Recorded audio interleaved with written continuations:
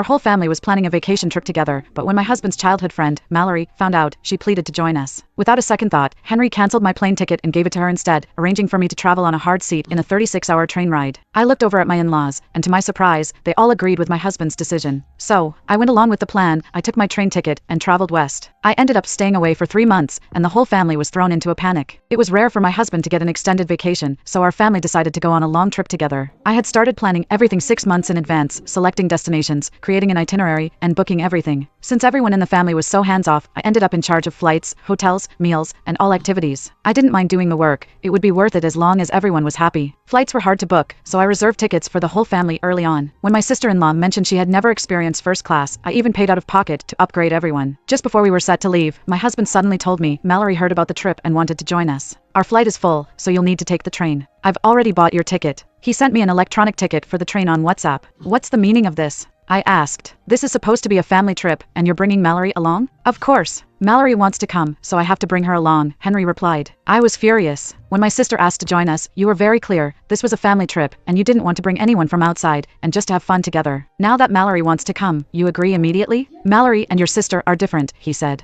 We're closer than family, we practically are family. Scoffing, I spat. I bought the plane tickets ages ago. Why do I have to take the train? There were no seats left on the flight, so I had to refund your ticket and get one for Mallory. The only option left for you is the train. Henry shrugged, not caring about my opinion. I looked at the electronic ticket he sent. It was for a 36-hour hard seat. So you bought Mallory a first-class plane ticket while I sit for 36 hours on a train? I asked in disbelief. He smirked. Didn't you say you liked watching the scenery from the train? Here's your chance to see it all. I looked toward my in-laws, and my father-in-law quickly turned his face away. My mother-in-law tried to comfort me. Camille, Mallory, and Henry have been friends since they were little. They have so much to talk about, it only makes sense for them to sit together. Just bear with it for now. We'll meet up once you arrive. My sister-in-law, Nicole, chimed in, Sis, Mallory has a delicate constitution. There's no way she could handle such a long train ride. You're strong and healthy, you can manage. I laughed bitterly. Who is actually part of this family? It's starting to look like Mallory is your real daughter-in-law. Henry scowled. It's just a train ride. It's not a big deal. And Mallory is practically family to us. It's only right that we make sure she's comfortable. Can't you be a bit more gracious and set a good example? Just then, the doorbell rang. My sister-in-law ran to open it. It was Mallory. Mallory, you're here. I've been waiting for you. Nicole enthusiastically dragged Mallory's 2 large suitcases into the house. Oh, Mallory, I've missed you so much. If only you hadn't gone abroad, you could have married my brother, and we'd all be family, she exclaimed as she side-hugged Mallory. On the other hand, my mother-in-law held Mallory's hand and chimed in, Exactly. I always thought you and Henry would make a perfect match. In my heart, I've always seen you as my daughter-in-law. No one else could compare to you. They said this openly, right in front of me, without a hint of shame. At that moment, I felt my heart grow cold toward this family. Though Mallory and Henry had been childhood sweethearts, when the Baker family fell on hard times, she left the country without hesitation. It was me who helped the Baker family repay $500,000 debt, and out of gratitude, Henry married me. I had given so much to this family. My parents-in-law weren't in great health, and I'd been caring for Nicole since she was 10, handling everything from cooking and laundry to picking her up from school, helping with her homework, and attending her parent-teacher meetings. Now she was 15, and I had essentially raised her for 5 years. Though I was only her sister-in-law, I felt more like her mother. I had been generous to my in-laws as well, giving them a monthly allowance of $10,000 and taking care of all the household chores and meals, practically spoon-feeding them. Instead of feeling like a daughter-in-law, I often felt more like a live-in maid, one who paid out of her own pocket to care for this family. I never expected something in return, but despite all I'd done for them, they still treated me as less than an outsider.